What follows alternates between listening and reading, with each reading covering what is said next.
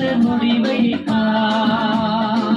தானியேலில் பொறாமை கொண்ட மனுஷன் முடிவை அவர் முடிவு அழிவானதே, சிங்கமாய்க்கு இரையானதே. அவர் முடிவு அழிவானதே, சிங்கமாய்க்கு இரையானதே. வேண்டாம் உனக்கு கோபம் வேண்டாம், வேண்டாம் உனக்கு கசப்பு வேண்டாம்.